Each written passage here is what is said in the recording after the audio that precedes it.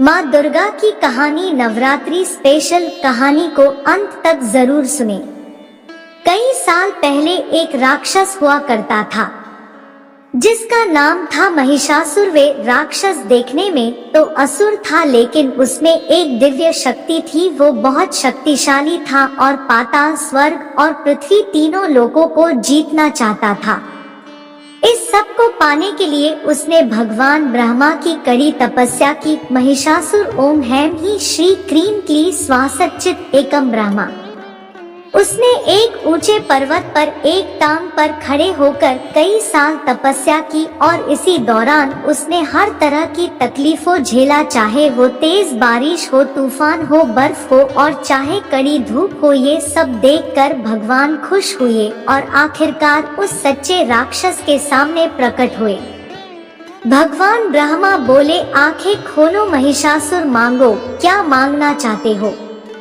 महिषासुर, मुझे इतना शक्तिशाली बना दो कि कोई भी मुझे मार ना पाए। भगवान ब्रह्मा पुत्र, हर जीवन का अंत सुनिश्चित है। मैं तुम्हें ऐसा वरदान नहीं दे सकता। महिषासुर, ठीक है, तो मुझे ना कोई देवता, ना कोई दानव और ना ही कोई मानव मार पाए। अगर मुझे कोई मार पाए तो वो एक स्त्री हो। भगवान ब्रह्मा, तथास्तु।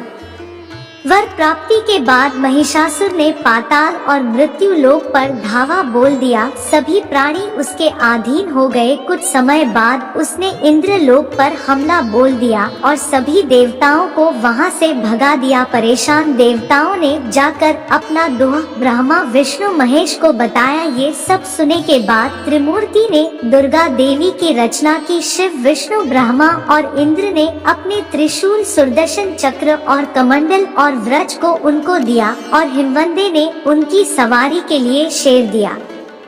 माँ दुर्गा ने कहा, मैं उस राक्षस का वध करके ही लौटूंगी।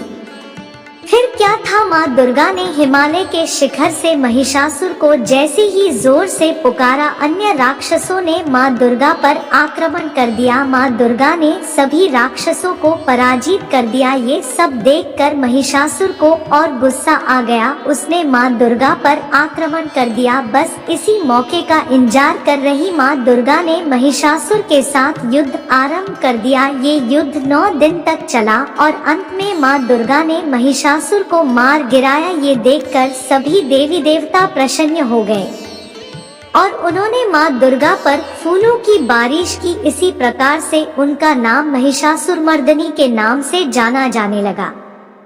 बुराई पर अच्छाई की जीत हुई और हर साल हम इस जीत को दुर्गा पूजा के रूप में मनाते आ रहे हैं। इस दिन भगवान राम रावण का भी वध किया था, जिसे हम दशहरा के रूप में मनाते हैं।